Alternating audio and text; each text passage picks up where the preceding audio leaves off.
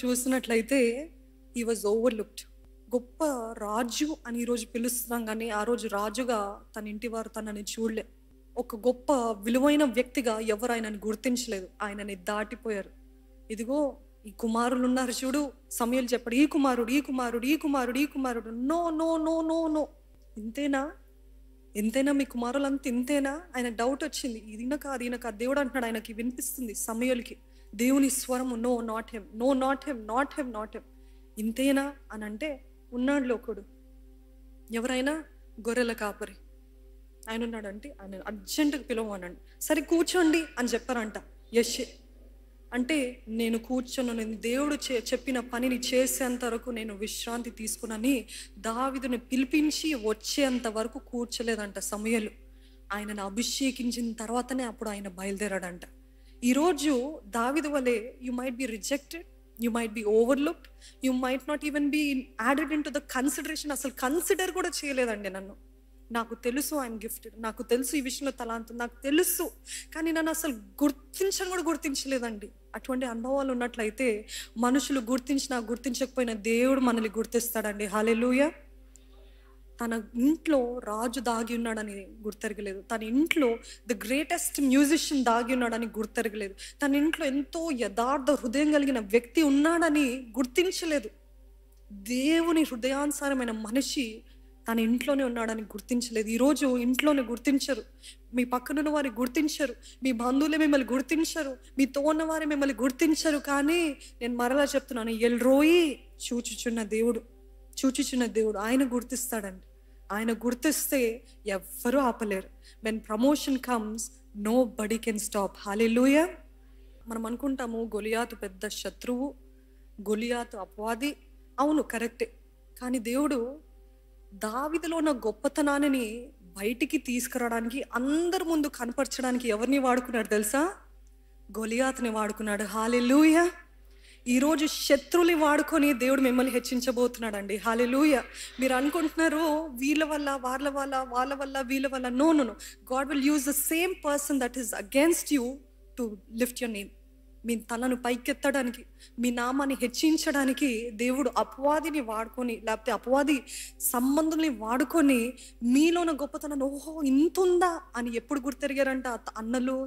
ఎప్పుడైతే గొలియాతుని పోరాడాడో అప్పుడే, దాని ముందే చీదరించుకున్నారు. ఏంటి నీకు ఇక్కడ ఏం పని, ఏంటి నువ్వు అని ఎంతో చీదరించుకొని మాట్లాడారు. అయినప్పటికీ దావీదు ఎక్కడ కూడా ఏదో నొప్పి కలిగినట్టు, బాధ కలిగినట్టు, ఎదురు జవాబు చెప్పినట్టు కనబడలేదండి. ఓడ్చుకున్నాడు, సహించుకున్నాడు. ఈరోజు దేవుని బిడ్డలుగా మీరున్నప్పుడు చాలా మాటలు వస్తాయి, అపవాది మాటలు పలుకుతూ ఉంటాడు, అపవాది మిమ్మల్ని ఎట్లా డిస్కరేజ్ చేయాలని చూస్తూ ఉన్నాడు. కానీ దావీదు వలె you say my time is coming. Hallelujah. నా సమయము త్వరగా వస్తుంది.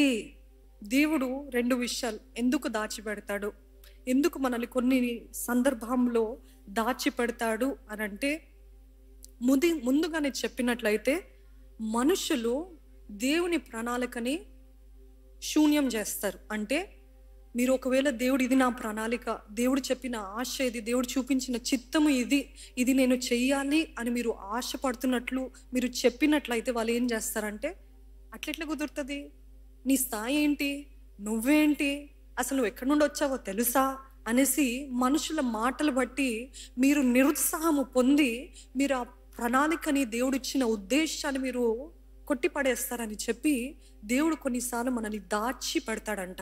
రెండో విషయం ఏంటిదంటే, మనము దేవుని ప్రణాళిక చెప్పినప్పుడు కొంతమంది, ఓహో ఇంత గొప్ప ప్రణాళిక దేవుడు నీ ఎడల కలిగి ఉన్నాడా అని చెప్పి ఏం చేస్తారంటే మిమ్మల్ని తొందర పెడతారు. యేసయ్య తమ్ముళ్ళు, యేసయ్య ఈ లోకంలో ఉన్నప్పుడు కావాలని వెటకారంగానో లేకపోతే నిజంగానో తెలియదు, కానీ యేసయ్యకి చెప్తారంట, పద నువ్వు యెరూషలేముకి వెళ్ళు, నీ గొప్ప కార్యం ఏంటో అక్కడ చూపించు అన్నాడంట. అప్పుడు యేసు ప్రభు ఇచ్చిన సమాధానం ఏంటి, ఇది నా సమయము కాదు, నేను రాను, ఆ పస్కా పండక్కి నేను రాను అంటే వాళ్ళు వెటకారంగా అన్నారో నిజంగా ఆశతో అన్నారో మనకి తెలీదు. కానీ దేవుని ప్రణాళిక మన జీవితంలో బయలుపరచబడినప్పుడు don't tell it soon. You don't have to reveal it soon. You don't have to tell because everybody is not for you. Do you believe? అందరూ మంచిగా ఉన్నట్టు ఉంటారండి. ఒకళ్ళు అన్నారు ఏంటిదంటే, కష్టంలో ఉన్నప్పుడు చాలా మంది సంతోషిస్తారంట, లోపల సంతోషిస్తారంట, మనల్ని ఆదరించడానికి ఎంతో సంతోషిస్తారంట. కానీ అదే మనము ఆశీర్వదించబడినప్పుడు, మనం దీవించబడినప్పుడు ఎప్పుడెప్పుడా వీరు నాశనం అవుతారని లోపల దుఃఖపడతారంట. ఎంత భయంకరమైన లోకం కదండి. కష్టపడితేమో సంతోషిస్తారంట, ఆనందిస్తేమో ఆశీర్వదించబడితేమో లోపల దుఃఖపడతారంట, ఈర్షిస్తారంట. మనం ఎప్పుడా కుప్పకూలిపోతాం, ఎప్పుడా మన నాశనము అని వేచి ఉంటారంట. I'm telling you, if God has spoken something over your life, if God has said something to do, you have to do it without telling everybody, because not everyone is for you. If God asks you to tell, you tell. కానీ సమయానికి ముందే దేవుడు ఇది చెప్పాడు తెలుసా అని కంగారు పడకండి. యోసేపు జీవితంలో అదే చూస్తామండి. యోసేపుకి దర్శనాలు వచ్చినప్పుడు ఆయన కంగారు పడి ఉత్సాహంతో, చిన్న యవన కాలంలో ఉన్నాడు కదా, యవన కాలంలో మనం అందరము చిన్న చిన్న వాటికి ఎక్సైట్ అయిపోతాము, కంగారు పడతాము, ఉత్సాహపరచబడతాము. అదే రీతిగా యోసేపు కూడా దర్శనాలు రాగానే వెంటనే చెప్పేశాడు. ఎవరికి? వారి అన్నలు భలే డ్రీమ్ వచ్చిందిలే అన్నారా? ఈర్ష, ద్వేషము, రేజ్ అంట, ఎంతో ఉక్రోషం, ఎంతో కోపము వాళ్ళు చెలరేగిందంట. మేము నీకు ఒంగుతామా అని చెప్పి. అక్కడ చూసినట్లయితే యోసేపుది కూడా ఒక తప్పు ఉంది. సమయానికి ముందే దర్శనాలు బయలుపరిచాడు, సమయానికి ముందే దేవుడు చేసేది ప్రణాళిక బయలుపరిచాడు. I'm telling you, not everybody is for you. So if God has spoken something about you, don't tell people just yet. కంగారు పెట్టడం అయినా పెడతారు, లేదంటే ఆ ప్లానే వద్దు, ఇదంతా వేస్ట్, ఇదంతా అని చెప్పి మనల్ని డిస్కరేజ్ చేస్తారు. కాబట్టి ఈ కంగారు పెట్టే వాళ్ళు ఏంటిదంటే ఒక మంచి ఉద్దేశముతో, ఓహో నీలో ఇంత తలాంత్ ఉందా అని చెప్పి ఏం చేస్తారంటే మనకి కిరీటము ధరించడానికి, అంటే మనల్ని హెచ్చించడానికి, మనము గొప్పోలము అని చూపించడానికి ప్రయత్నిస్తూ ఉంటారండి. కానీ కిరీటము చాలా మంది కోరుతున్నాం. ఐ నో ఈరోజు ఈ నేటి తరంలో everybody wants to be seen. ప్రతి ఒక్కరికి కనపరచబడాలి, ప్రతి ఒక్కరికి నేను దేవుని సేవ చేస్తున్నానని చప్పట్లు కొట్టాలి, డప్పులు చేయాలి, నాకు ఉంది తలాంతు, నాకు ఉంది ఇది, నాకు ఉందని బయలుపరచుకోవాలనే ఆశతోటి చాలా మంది ఉన్నారు. కానీ ఒక్కటి చెప్తాను, before the crown there has to be a cross. Amen. కిరీటము ముందు సిలువ ఉండాలి. సిలువ లేనిది కిరీటము లేదు. కిరీటము కోరుతున్న వారు, కిరీటం వస్తుందేమో కానీ కిరీటం అంత తొందరగా పోతుంది, మీ తల నుండి కిందకి పడిపోతుంది. అందుకనే సిలువ లేనిదే కిరీటము లేదు, సిలువ లేనిదే ఆశీర్వాదము లేదు, సిలువ లేనిదే హెచ్చింపు లేదు. ఒకవేళ సిలువ లేకుండా కిరీటము ధరించారనుకోండి, కిరీటము చాలా బరువుగా ఉంటుందంట. ఏంటి? కిరీటము బరువుగా ఉంటుందంట అంటే దాని బాధ్యతలు, దాంతో వచ్చే ప్రతిదీ కూడా బరువు, అంటే హ్యాండిల్ చేయలేరంట. అందుకనే దేవుడు ఏం చేస్తాడంటే మొట్టమొదటిగా సిలువ, నిన్ను నువ్వు ఉపేక్షించుకో, నా సిలువెత్తుకొని ప్రతిరోజు నడువు అని చెప్పడానికి అర్థం ఏంటిదంటే, నా సిలువ మోస్తే తప్ప నీకు జీవ కిరీటం ఉండదు, అది ఇహమందు పరమందు. ఈరోజు చాలా మంది కిరీటం కోసం ఎదురు చూస్తున్నారు. వస్తుంది కిరీటము, కానీ వచ్చిన కిరీటాన్ని ఎలాగ జ్ఞానముతో ఆత్మపూర్ణులుగా నడుచుకోవాలో తెలియక చాలా మంది పోగొట్టుకుంటున్నారు. దెయ్యాల చేతులు అప్పజెప్పబడుతున్నారు. నమ్ముతున్నారండి? చాలా మంది ఘనత కోసం కోరుతున్నారు, చాలా మంది హెచ్చింపు కోసము, రికగ్నిషన్ కోసం కోరుతున్నారు. కిరీటం వచ్చింది, ప్రయాసపడ్డారు కాబట్టి వచ్చింది. మీ యుక్తియో కుయుక్తో ఉపయోగించినందుకు వచ్చింది. కానీ వచ్చిన తర్వాత ఆ ఫేమ్ని, ఆ గ్రేట్నెస్ని ఎలా హ్యాండిల్ చేయాలో అర్థం కాక అపవాది చేతిలో చిక్కబడిపోయిన వారిని ఎంతో మందిని చూస్తున్నామండి ఈరోజు. అందుకని మరలా చెప్తున్నాను, కిరీటము కావాలంటే సిలువను ఎత్తుకోవాలి. కిరీటము కావాలంటే దేవుడు చెప్పిన మాటలు వినాలి. దేవుడు ఇచ్చేదాని కోసం ఎదురు చూస్తూ ఉండాలంట. అది ఆయన సమయంలో ఆయన ఇస్తాడు.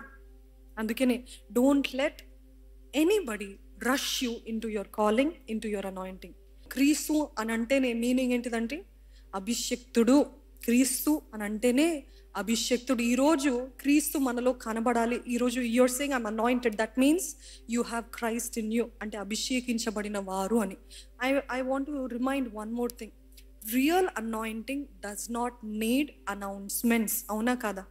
నిజమైన అభిషేకానికి డప్పులు కొట్టుకుంటూ నేను అభిషేకించబడ్డాను, నన్ను చూడండి, నేను చేసే గొప్ప కార్యాలు చూడండి అని చెప్పక్కర్లేదండి. చూడండి, అందుకనే కీర్తనలు 92:10 ఉంటుంది. ఏంటిదంటే, గుర్రపోతు కొమ్ము వలె నా కొమ్మును పైకెత్తితివి, క్రొత్త తైలముతో నేను అంటబడితిని. కొత్త తైలముతో నేను అంటబడితిని. క్రొత్త తైలముతో నేను అంటబడితిని. గురుపోతు కొమ్ము వలె నా కొమ్ముని ఎవరెత్తుతాడంట? దేవుడు తాను ఎత్తుతాడండి. దేవుడు హెచ్చించిన కొమ్ము, దేవుడు ఎత్తిన కొమ్ము ఆయనే నిలబెడతాడు. ఆయన the anointing will speak for itself. Hallelujah. You are saying I'm anointed, you are saying I'm gifted, you are saying this, you are saying, I'm telling you the anointing will speak for itself. అభిషేకము మన పక్షాన మాట్లాడుతుందండి. మనం ఏం చెప్పనక్కర్లేదు.